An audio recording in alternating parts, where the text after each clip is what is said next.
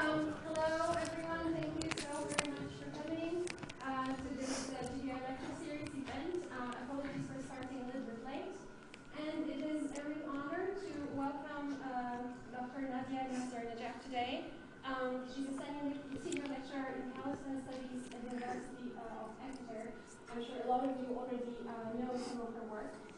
And of course, her scholarship stands on its own. It's deeply insightful, methodologically rigorous, and profoundly engaged with the lived realities of Palestinian life under occupation. So if you haven't already, please check out some of her work on settler colonialism and Middle Eastern studies.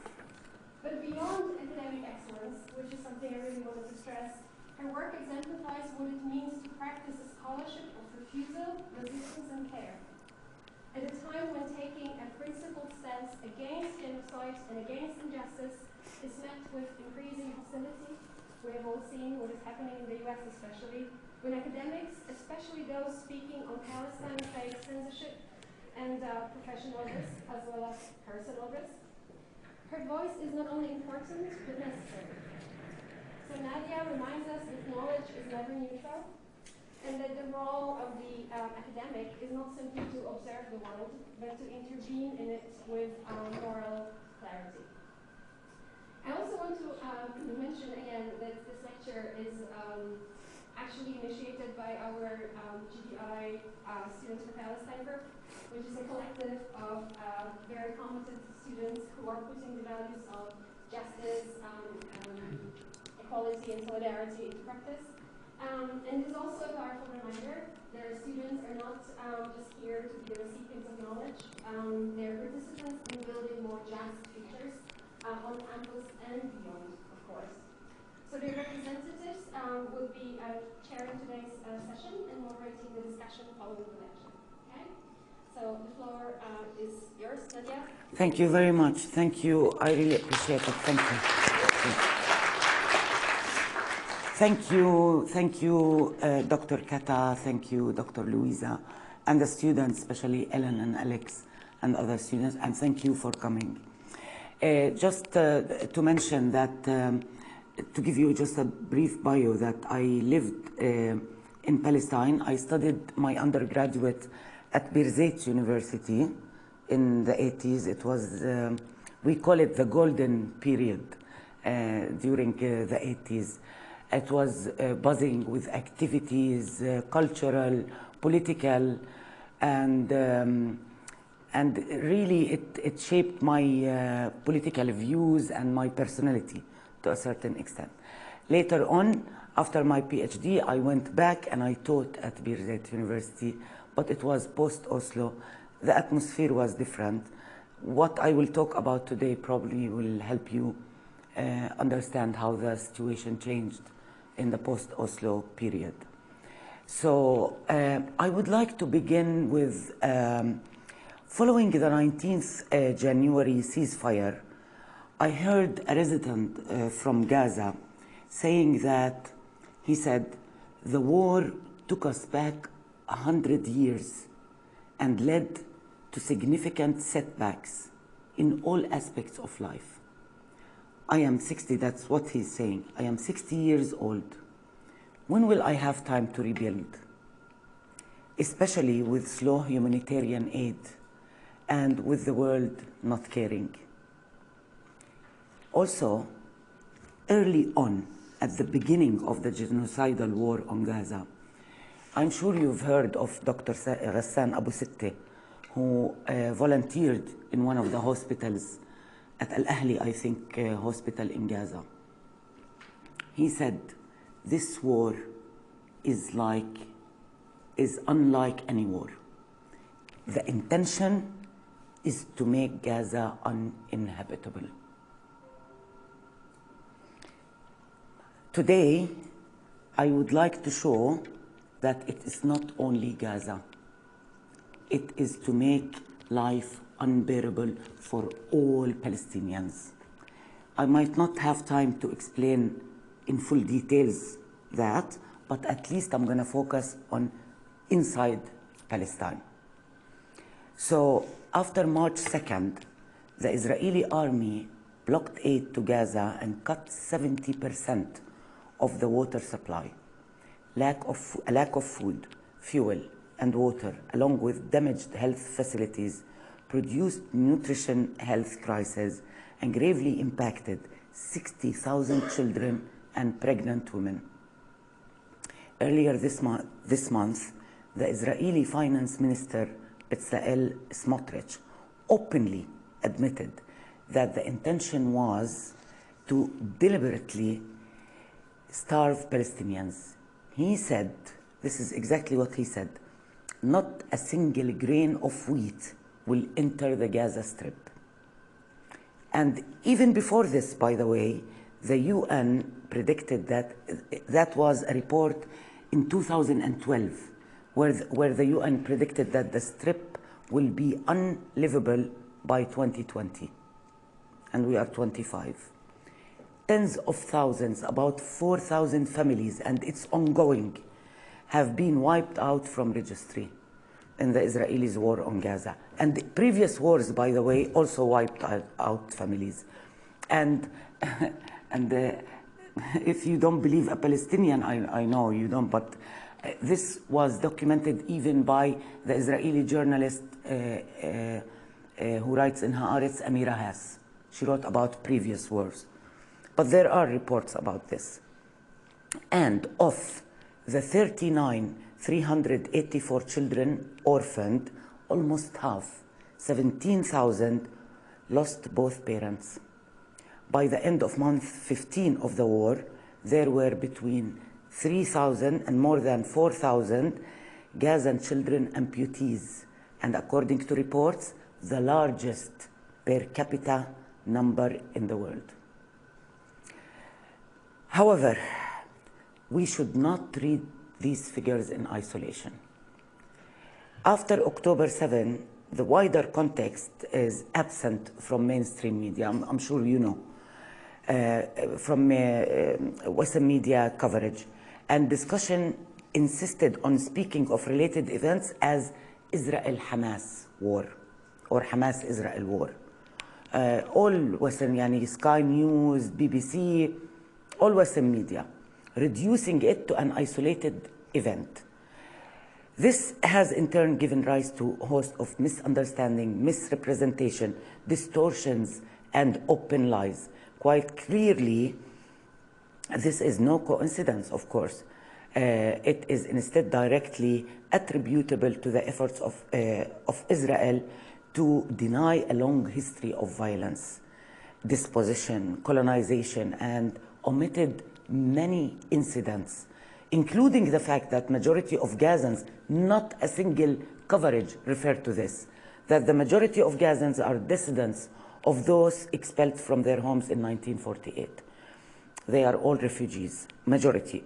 It also omits, I don't know if you heard of, during the Suez crisis, the tripartite aggression, 1956, Israel briefly occupied the Strip and massacred hundreds of Palestinians in Khan Yunis and Rafah refugee camps. This was on November 2nd, 56. And the cartoonist Sacco, I think, you can look it up. The book is amazing. It's a footnote on Gaza, where he mentions these massacres. Similarly, little attention has been given to the 21st October last year settlers conference near Gaza. I don't know if you heard of it. This was not covered. Attended by, besides settlers, senior ministers, including Israeli Minister Itamar Ben-Gvir, and members of parliament from the ruling Likud party. Daniela Weiss, who is the head, I don't know if you've seen her interviewed. She's been given a platform and talks about it. She is the head and co-founder of Nakhala Settlement Organization, originally founded in 2005. She said, Palestinians lost the right to be here ever. We claimed that already 700 settlers, families, already registered to live in Gaza when we transfer the population.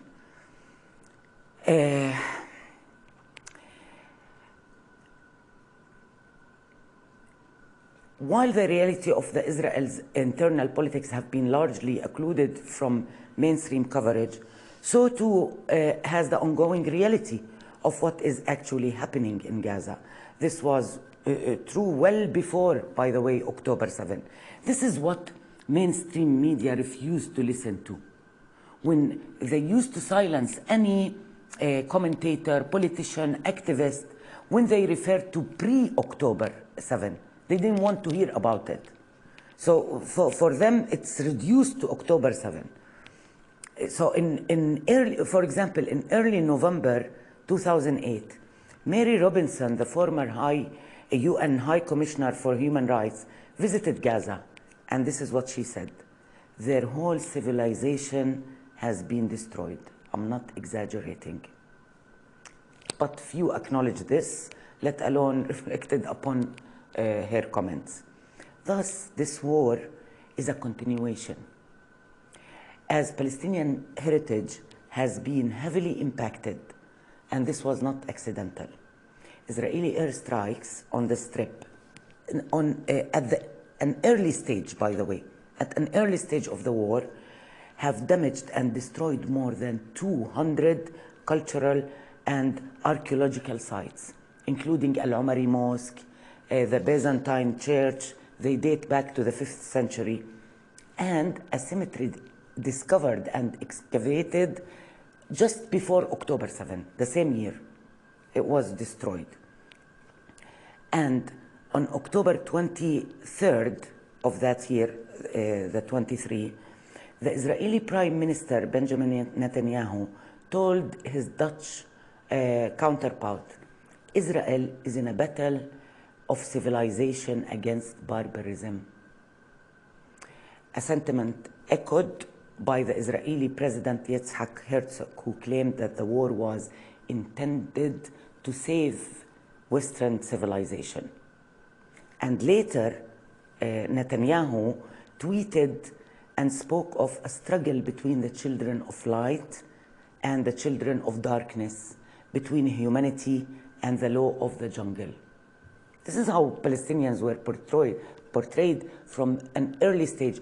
By the way, there is a song based on this tweet. They say that they've deleted it, but you might find it in Hebrew.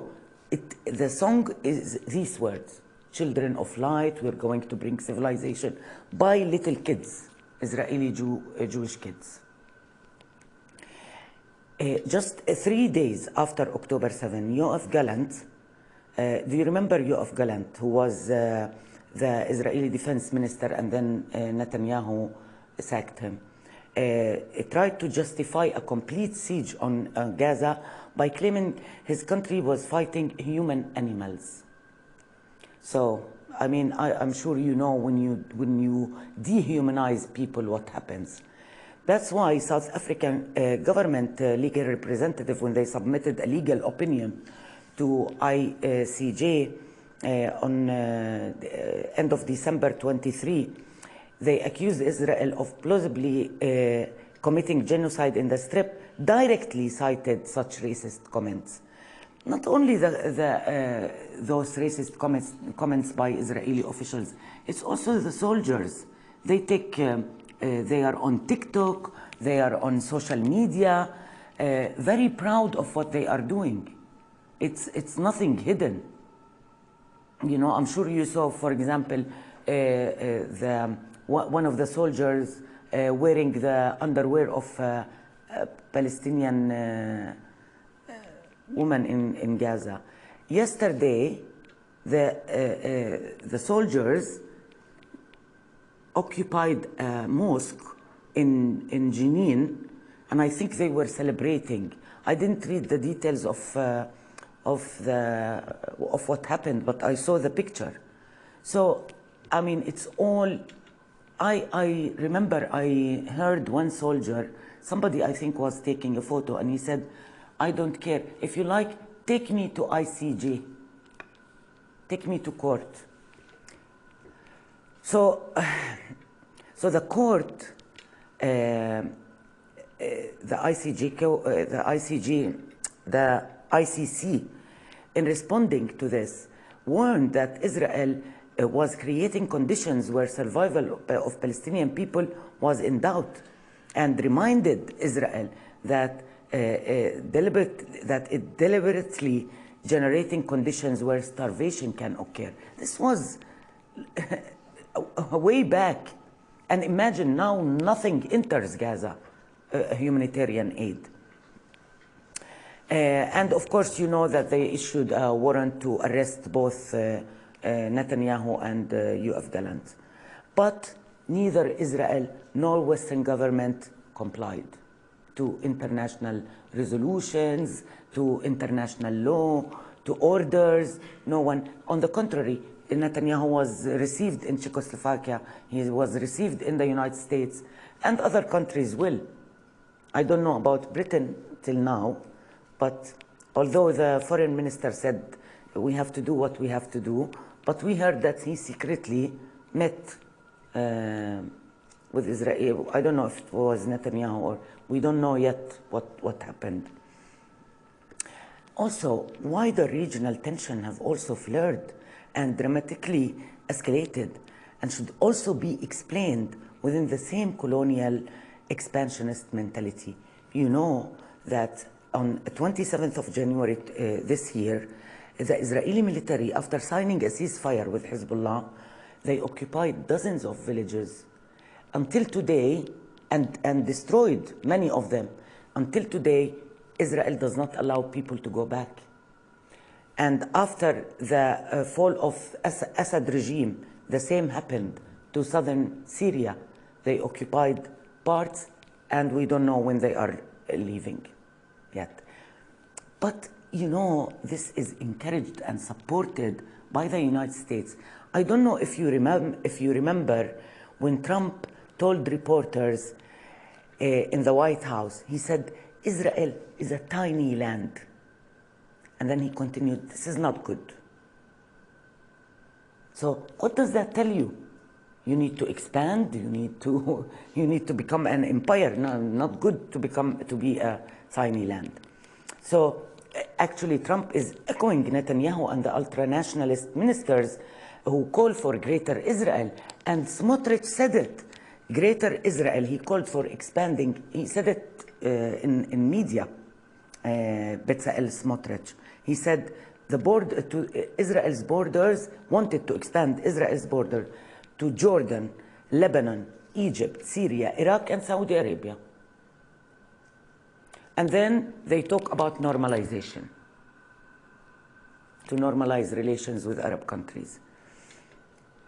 So today, supporters of the Palestinian cause are therefore obliged to challenge an established misrepresentation that has taken root in the West and become almost pervasive. So in speaking to you today, I want to show why the war should actually be conceived as a war against all Palestinians, and also as an extension of the Zionist political and military program, which mainly aims at removing Palestinians from their homeland. So in order to understand this and what is happening in Gaza, let us critically engage with Zionism.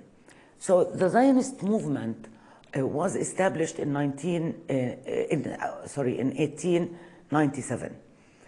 It was against the backdrop of the rising of anti-Semitism in Europe and nationalism.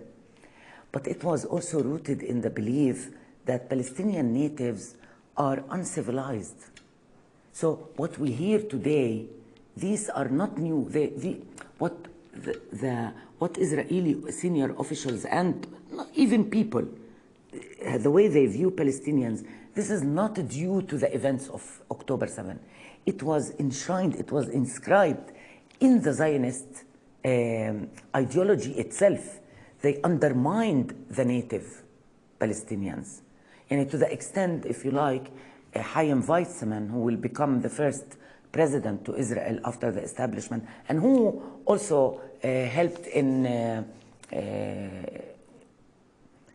in producing Balfour Declaration. He was a British chemist, but he was close to people in power. He said there are only few Negroes in Palestine. That's what we know at that time. So yeah, they just looked at us as uncivilized. That's why there is no sympathy when they show children killed. They make fun of them. Babies killed, they make fun of them. I mean the Israeli public. Not all of them, but the majority, unfortunately now. It's sad. Because I have experience with many Israelis, especially during the first Intifada, and we worked together, we struggled together, but now, a handful, unfortunately. There are, but not as before. So,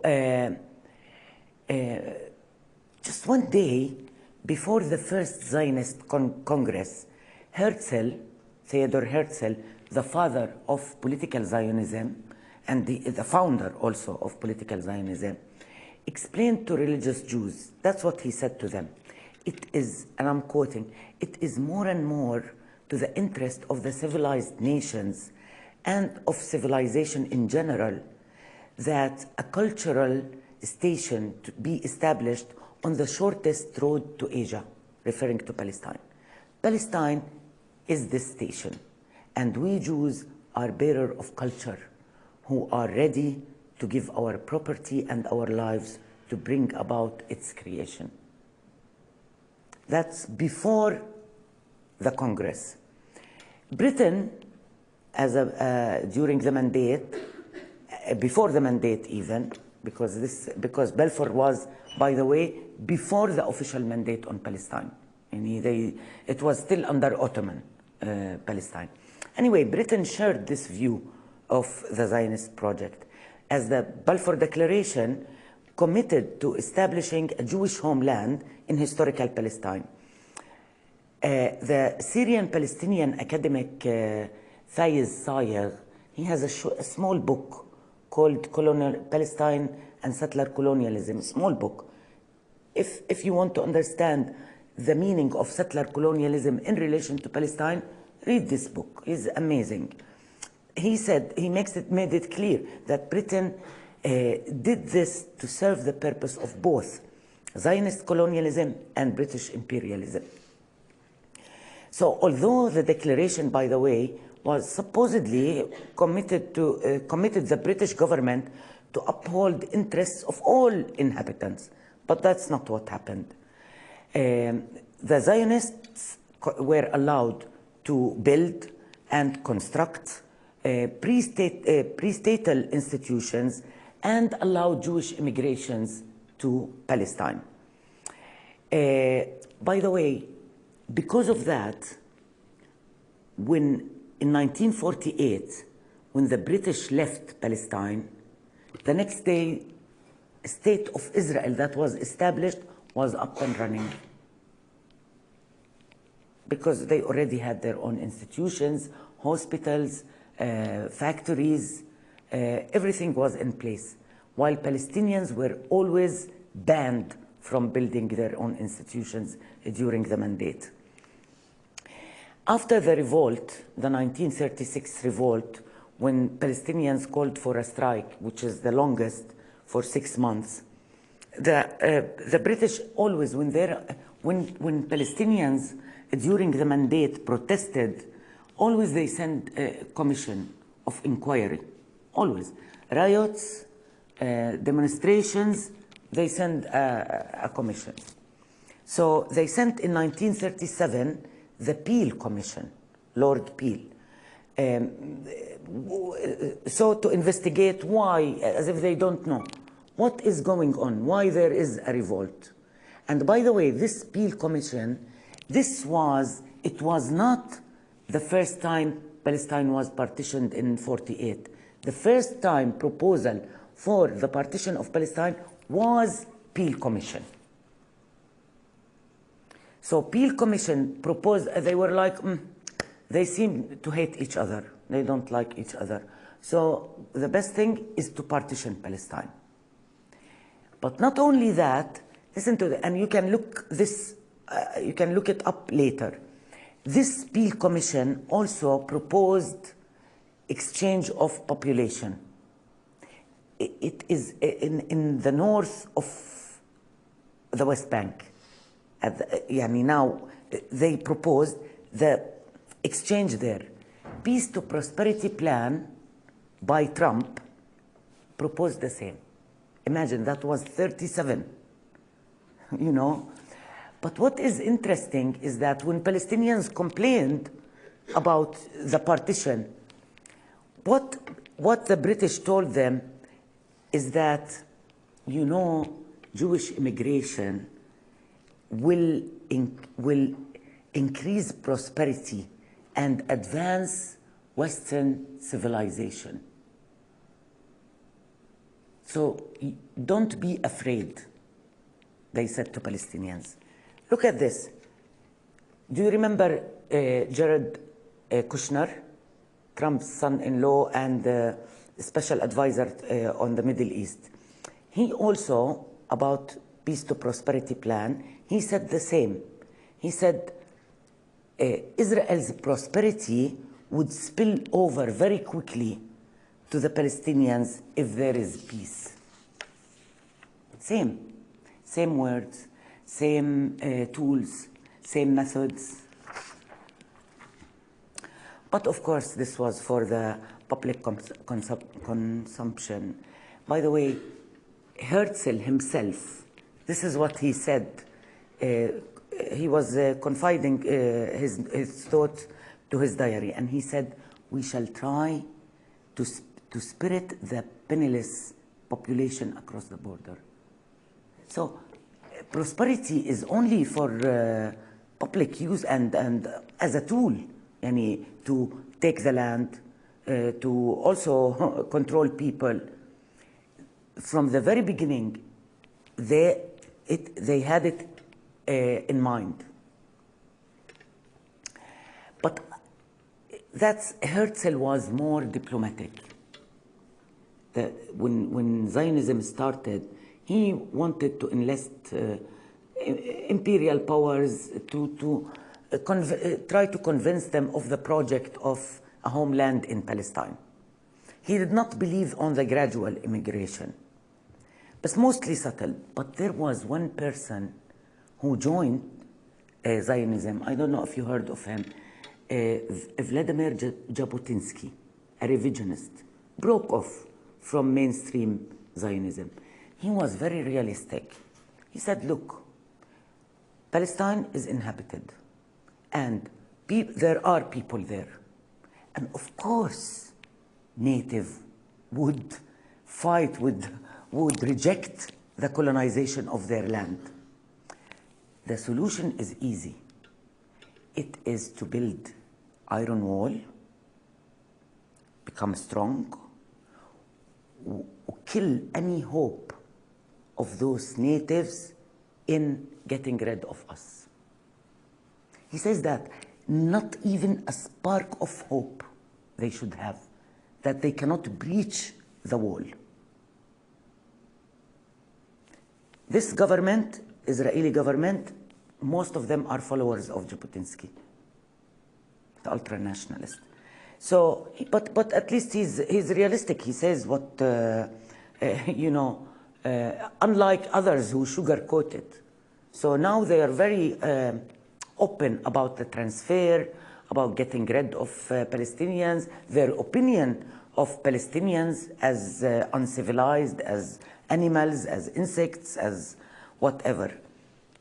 So that's why in following the path of Jabotinsky, Smotrich, he says that, he says explicit, justifying settlements construction in the West Bank. And he said it. He said, we have to kill Palestinian hope in establishing a Palestinian state. We have to kill the hope. Netanyahu echoed him and said, this hope must be suppressed. Transfer was part of the Zionist ideology from the early stage. And by the way, across historical Palestine, this is not only Gaza or the West Bank, even Palestinian citizens in Israel who remained after 48. Today, Palestinians in Naqab area, Naqab Desert, they face eviction, about 30,000 of them. You know, what's his name? Ben-Gurion, David Ben-Gurion, for example, as early as 38, he said to the Jewish agency, he said, look, I am for compulsory transfer, and I don't see anything immoral in it. He even considers it moral to transfer them. By the way, if you want to know more about this, the Palestinian historian Noor Masalha, Expulsion of Palestinian, in his book, he shows how this, the demography and the land issues were in the heart of the Zionist transfer mindset and the secret transfer plans of the 30s and 40s, as early as that. This is not something new. There is a declassified document a few years ago reveals that in 1965 meeting, it focused on Palestinian citizens of Israel. The Deputy Director General of the Israel Lands Administration, listen to what he said, and I'm quoting, and he's talking about Palestinian citizens in Israel, that a day will come in another 10, 15, 20 years when there will be a situation of a certain kind with a war or something resembling a war, when the basic solution will be a matter of transferring Arabs. I think that we should think about this as a final goal. That's 65 in that meeting. So in seeking to engage this logic of elimination that is not necessarily genocidal, to quote Patrick Wolf, who is the historian and scholar in the field of the father, actually, of the field of settler colonialism studies, we need to engage with other Israeli policies, and specifically those applied in Oslo years. So it's not only war, peace agreements as well. Because, which one? I can see it here. This is the result of the peace agreement, this fragmentation of land. You see this, I don't know what this color, pink or peach, whatever, the tiny ones, the pink, let's call it. These are Area A, which is supposedly under full Palestinian control. And the yellow is joint. The rest is only Israeli, which is Area C. So we have A, B, and C. By the way, this division has always, I grew up with it. I grew up with it in a different way. And for example, I am from a village near Nablus. So after 67, when Israel occupied the West Bank and Gaza Strip, we became under military rule. So military, you know what military rule means? It means that you have to carry your ID wherever you go. That's one of the ABC. Only, by the way, recently, I started to not worry about not carrying an ID. At the beginning, it was like an obsession for me to carry my ID. Anyway, but also, Jerusalem, the residents of Jerusalem were treated differently. They were called alien residents or permanent residents. So how I grew up with this division, my car, for example, my car plate was, the plate was with a letter in Hebrew, which is Shechem, يعني Nablus, Shechem. But I am from a village, so the color was orange. If it's white, then it's the city. Each city had a different, besides the first letter of the city, different color. So colors, different colors. My ID was also orange. That's why I don't like orange.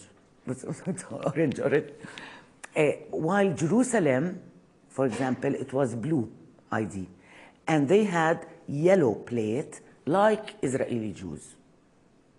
So they are free to travel. After Oslo, my car and me were not allowed to enter Jerusalem without a permit. And also from my experience, I want you to pay attention to something. Especially, except for after October 7, it accelerated a little bit.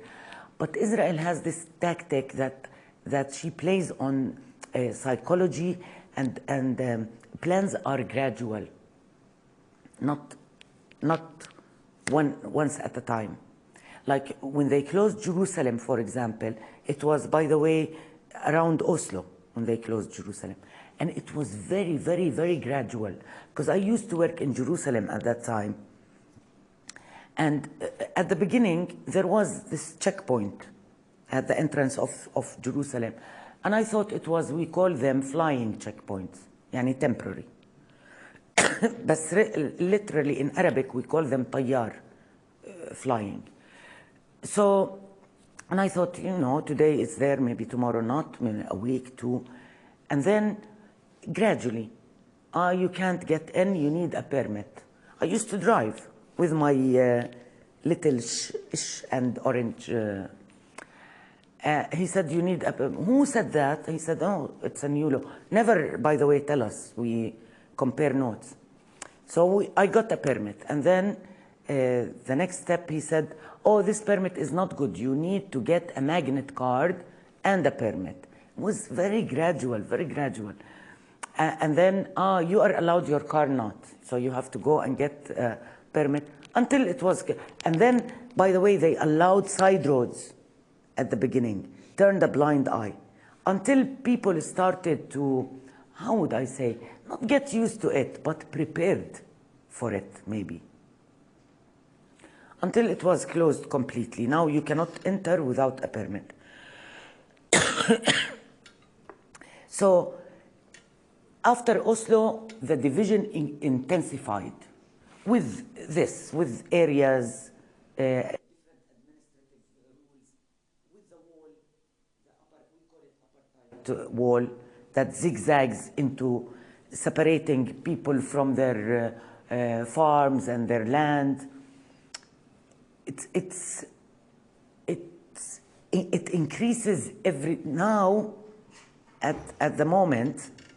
After the second Intifada, yani 2002, there were about 500 obstacles between checkpoints, closures. Now more than 900 nowadays. That's the West Bank. طبعا Gaza ما هي, they are destroying it. The American historian and activist Dunbar Ortiz observes that, comparing the situation with the Native Americans in the United States. And I'm quoting her. The United States made 86 treaties with 26 indigenous nations between New York and the Mississippi, all of them forcing land cession, including removals. Similar, the same as here. Now, today, Israel is targeting the West Bank. I don't know if you heard about what Israel is doing in the refugee camps, but very early on, about 27th of October 23, and after the October 7, West Bank settlers distributed leaflets. They started in one of the towns, Salfit, near Nablus, and then in other villages. They warned Palestinians, and this is what the leaflet read. By God, we will descend upon your heads with great catastrophe soon. You have the last chance to escape to Jordan in an organized manner. That's the leaflet that they distributed.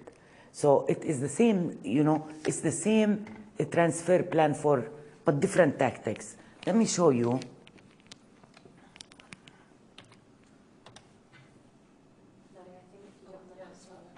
Oh, I'm sorry.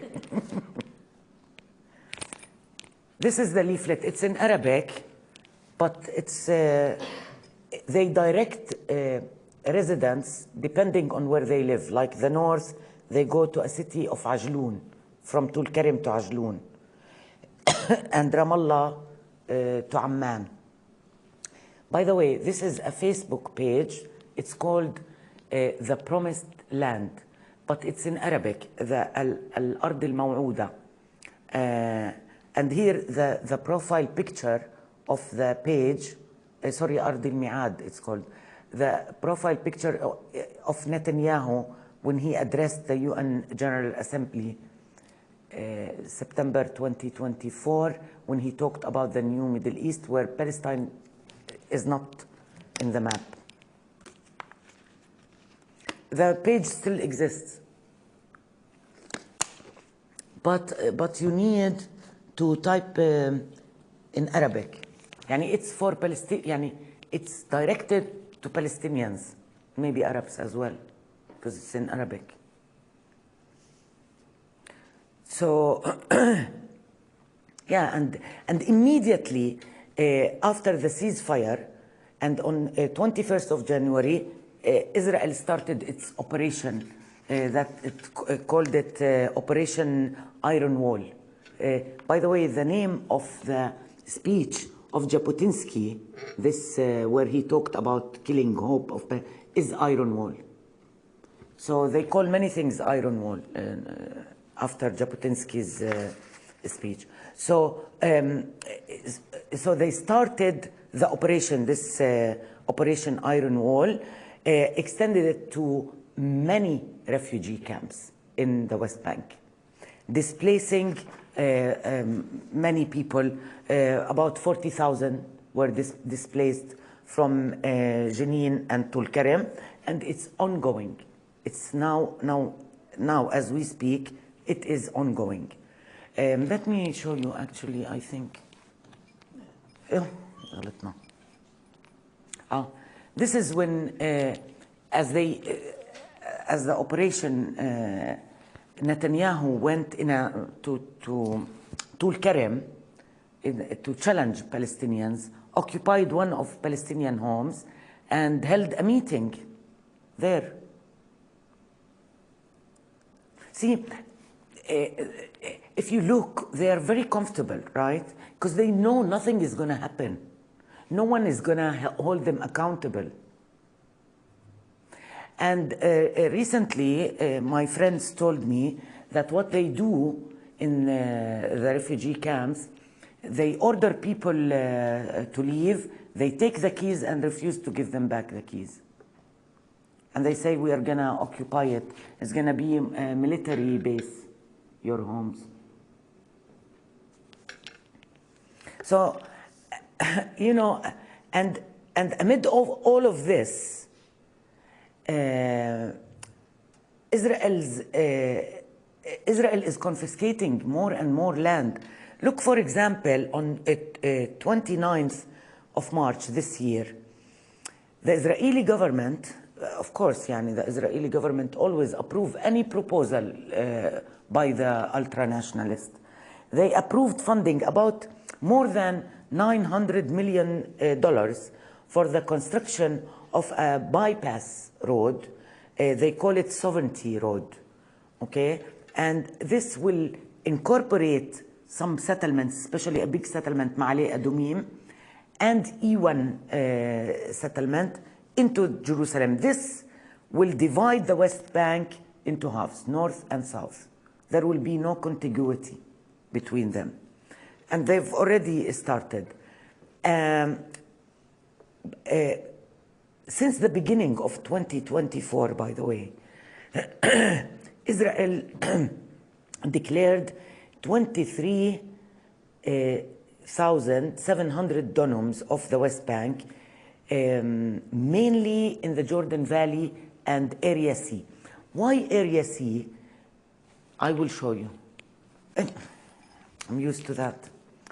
This is all the red is Area C, you see? But look at the World Bank report.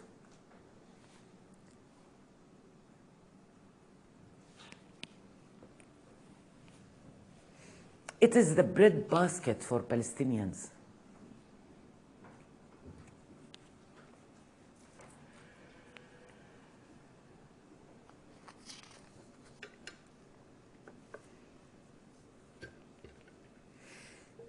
This is the plan of Smotrich.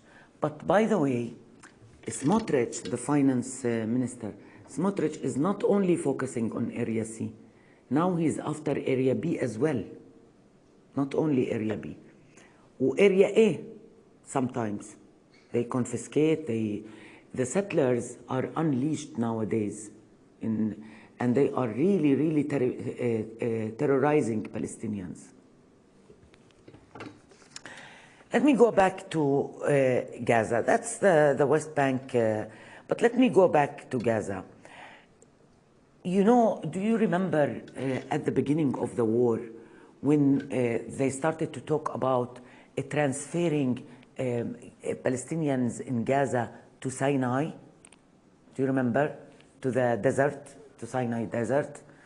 Do you know that this happened in 1971?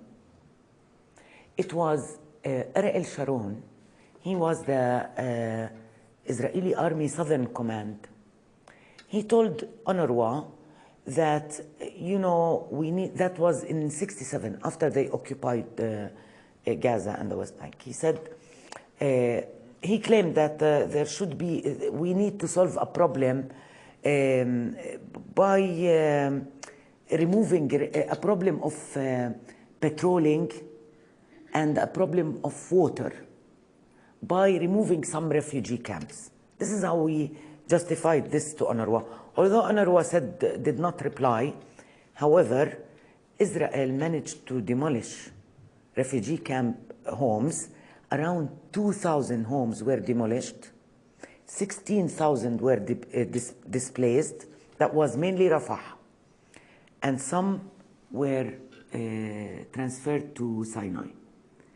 That was 71 when they were transferred. When Israel signed a peace agreement with Egypt, to bring them back took 10 years. And now they want to send them back. I don't know to where, yani. They say, I tried to verify. A friend of mine told me that Ben Gvir said, let's just airlift them and throw them anywhere. But I didn't get a chance to verify this quote. Maybe it's in Hebrew, translated somewhere. And by the way, humanitarian aid, which is blocked totally right now, even after Hamas took power in the Strip in 2007, humanitarian aid was very limited. And there was a blockade. And they always negotiated. Chocolate was not allowed at some stage. Cardamom was not allowed at one stage. And they had to discuss items with the Israelis. So they control everything. And now, imagine the Israeli Supreme Court, some human rights groups petitioned Israeli Supreme Court to force Israel allow humanitarian aid, rejected. That's the supreme, the higher. And they said, no, it's not in the interest of the state. But also, even outside the war, do you remember March of Return in 2018? When they shot at peaceful demonstrators? One Israeli sniper during I think it was during the March of Return, he proudly said, in one day, I shot 4 teenies. So that's why there were more than 200,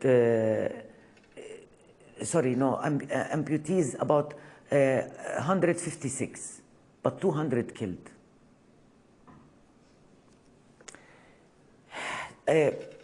Also in March this year, about 100, between 18 and 23rd of March, 142,000 Palestinians were displaced, and this increased after. They also, what Israel had in mind as well, maybe, I think, my analysis, of course, they are talking about the transfer.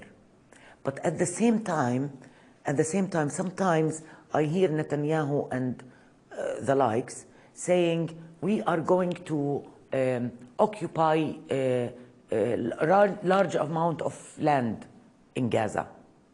So probably what they are doing right now is that, and I'll show you the maps in a minute, but what they are doing is that they are displacing people, in particular, around the so-called, what is it called, the zone, security zone, around the security surrounding Gaza. So they want to increase it in case the transfer plan does not work. That's my analysis from what I follow, yani. But there are some soldiers who were fed up of what they have seen, the brutality. Have you heard of breaking the silence? They collected testimonies from soldiers and officials. And they told breaking the silence that what they did is that they destroyed property, factories, crops, agricultural land. One soldier described it, and I'm quoting him, looking like Hiroshima.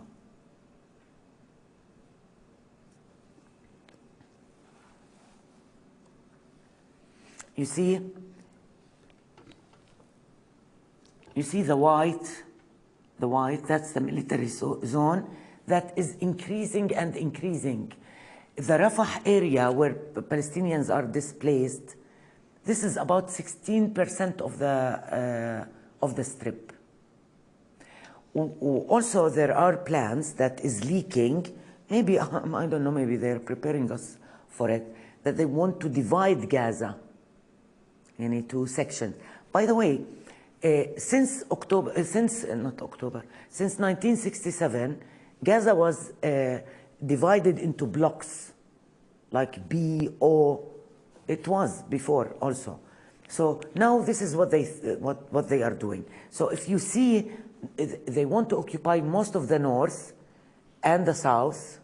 And I don't know where they're gonna push people to.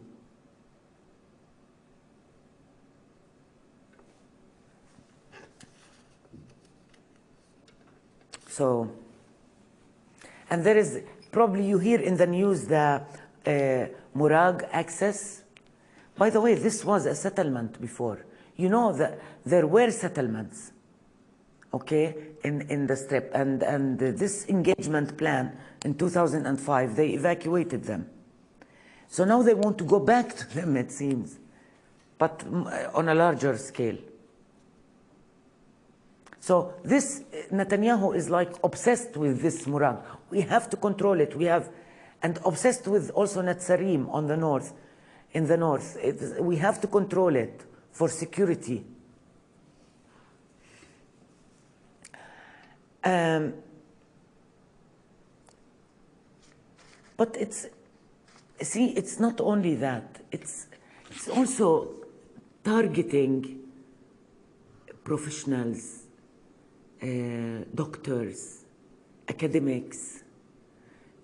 For example,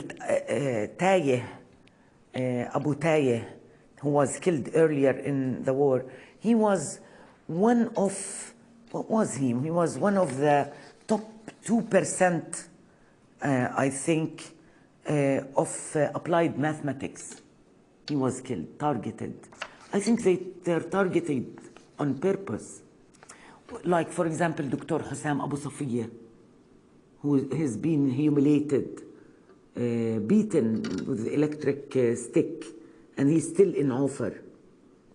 They strip them to their underwear, get them out of the hospital, and to humiliate them. And this is not new, by the way. Yani my village, Burqa, for example, was subject to such attacks and the humiliation of especially males. They used to gather them in the schoolyard, ask them to chant silly slogans like tomato, potato, and run, or bark like a donkey, to humiliate them. But Franz Fanon said the native laughter. We laugh at this because we know we are not like that. But it does affect us, of course. So, and also Al-Bursh, Dr. Al-Bursh, who was killed in prison, and reports say that he was sexually assaulted and even raped. One doctor, not everything, by the way, documented, but you know, I have many friends back home, even in Gaza and the West Bank, and I also follow the Arabic news. One doctor, I saw his testimony. He said, when they arrested me, they kept hitting me on my hands, saying, so that you will not be able to do any surgery. And he said, I became very defiant, and I said to him, I'll do it. And he said, here I am trying. And he cried because of the humiliation. So they target not only medical, but also education. You know, in one of the declassified documents, there was another meeting where I think the director of the Shabak or the intelligence said, as long as they are half educated, I'm not worried about Palestinian citizens in Israel. But they target, that's why they target schools, they target, you remember that soldier who detonated the university, Al-Isra University, live streamed, right? But also in the West Bank, and not after October 7, by the way. Let me show you. Before I forget, this is important. Immediately after October 7, about October 23, Israel awarded licenses to Israeli and international companies to explore gas offshore Gaza. And by the way, these are from a Ministry of Energy, the Israeli Ministry of Energy. If you Google, you will find it. I took it from there, which does not belong to them. It's not theirs. It's Palestinian. Some petitioned the Israeli Supreme Court, and when the court asked the officials, they said, there's no Palestinian state, no sovereignty. So you take it, yani, we need to at least, look, now they say no two-state solution, no Palestinian state. We are against it. Khalas, it's finished. Let me go back to education so that you know how Israel, for example, during the first Intifada, what Israel used to do is to arrest people who have, I don't know if you are familiar with this system. It's in the Arab world. It's called Tawjihi, which is the last year of secondary school, where you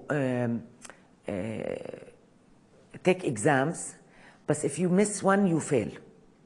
So what Israel used to do is used to arrest activists, not only activists, yani anyone studying Tawjihi, at night, release him after the exam. So to the extent one of the students said to him, I have exam tomorrow. Why do you keep arresting? He said to him, I don't want you to finish high school. That's why. I told you I studied my graduation in Birzeit University. I didn't graduate on time. I was late 1 year because of Israeli military order closures. And this is the period when I studied there. You see how many days the military orders.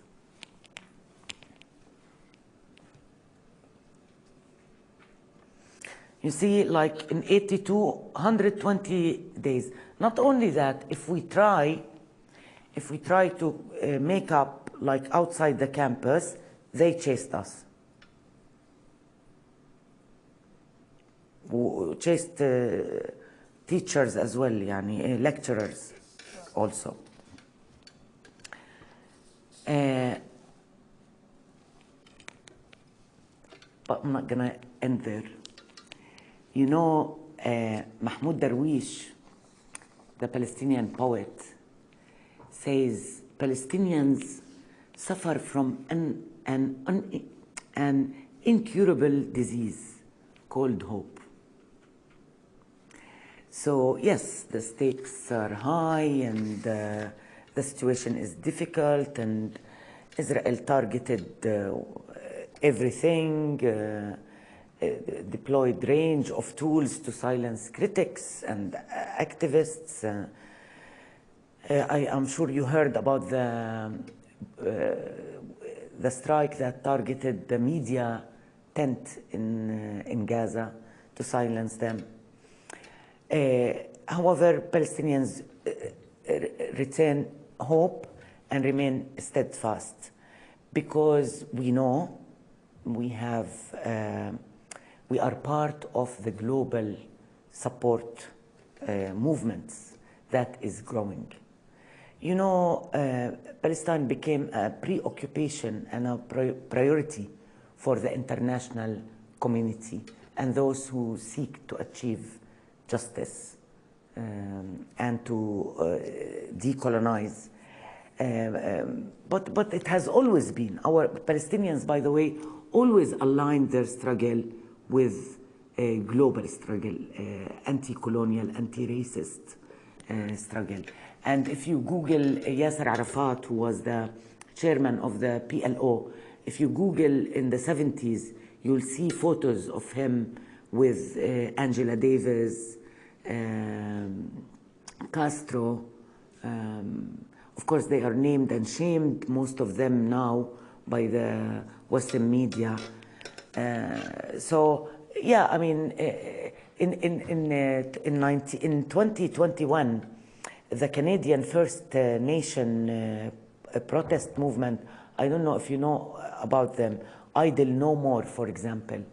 They issued a statement of solidarity in which it denounced the ongoing Israeli attacks and the enforcement of settler colonialism. They even called upon Canada, US, and UN to boycott and divest and sanction the Israeli government for international crimes against humanity.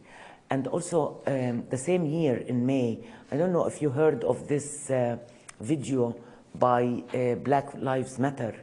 When I see them, I see us, to link the struggle against racism to Palestinians' struggle for decolonization.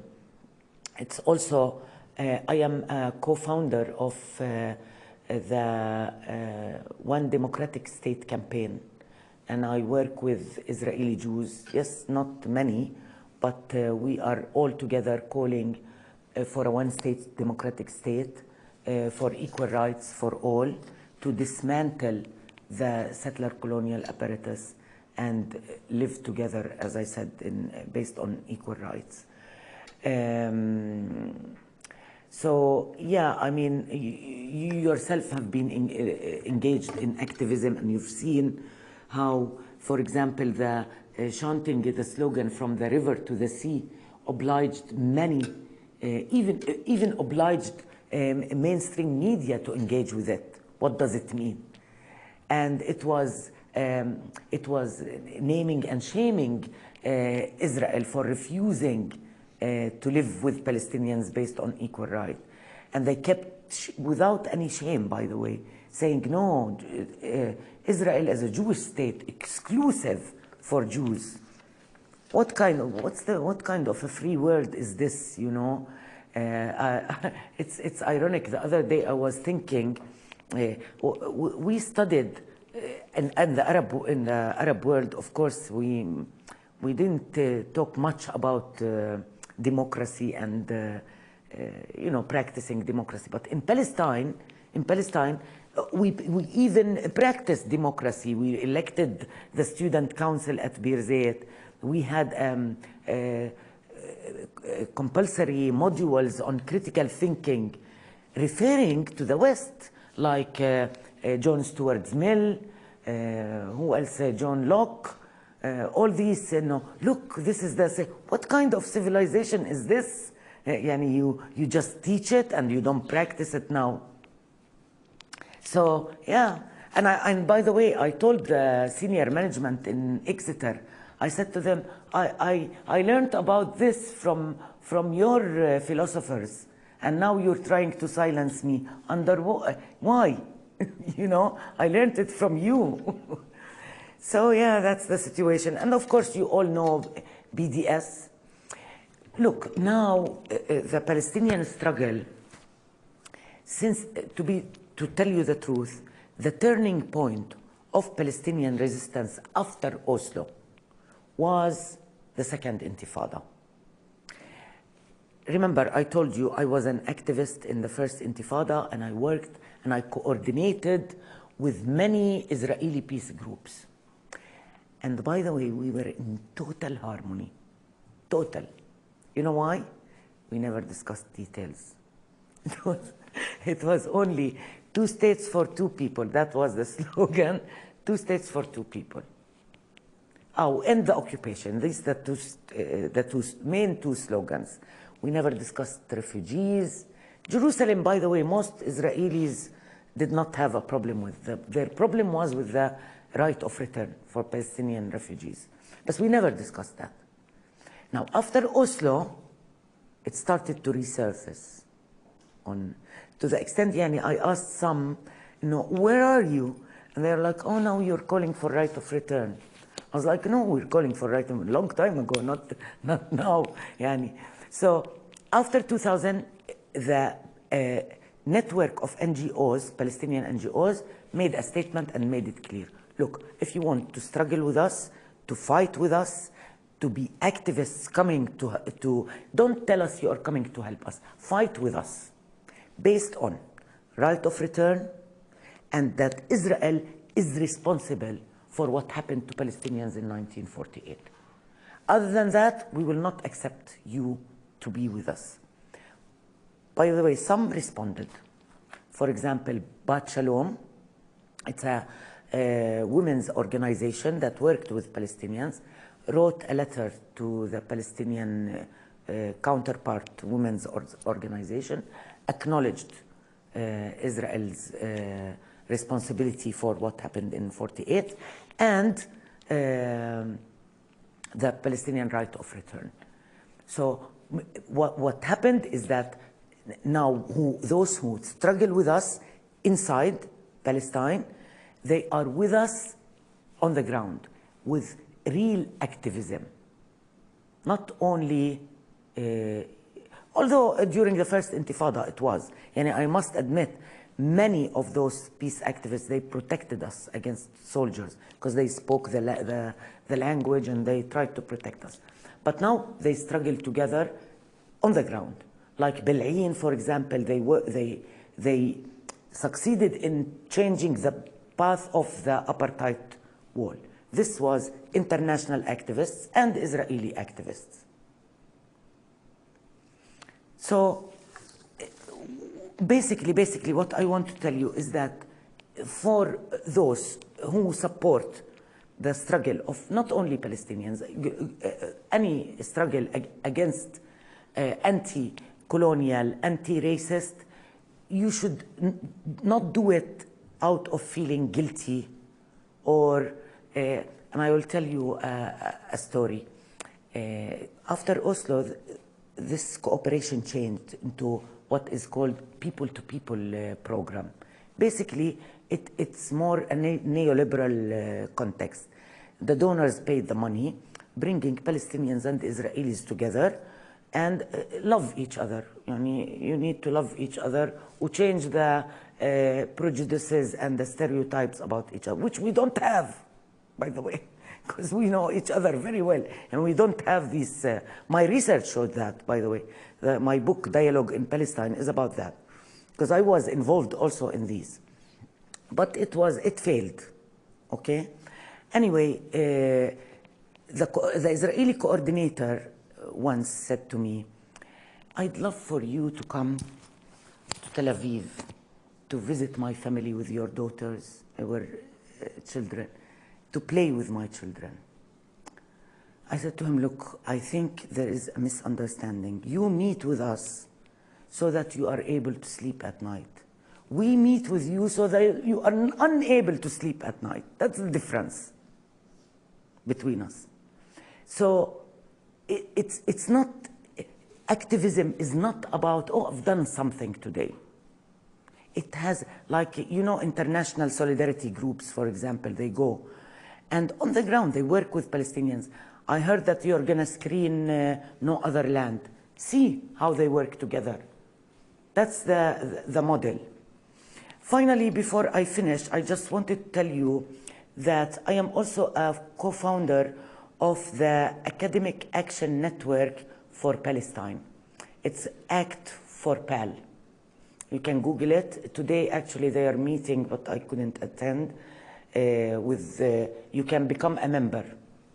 Basically, it is established by Palestinian academics in exile, with other colleagues, of course, and other academics, to advocate for academic freedom. Our main goal for now, our immediate goal right now is to rebuild higher education in Gaza.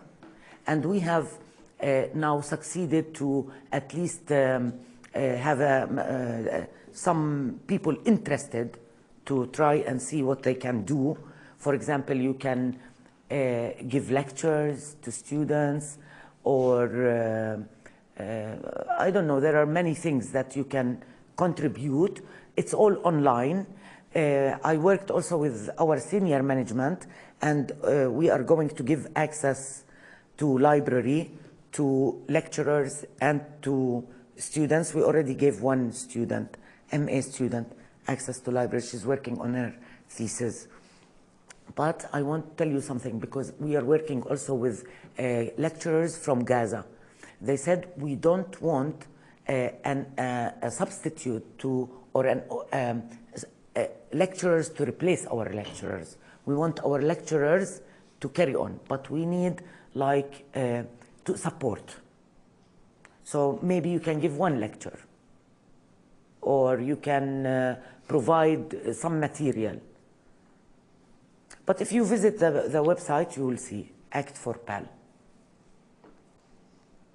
And thank you very much.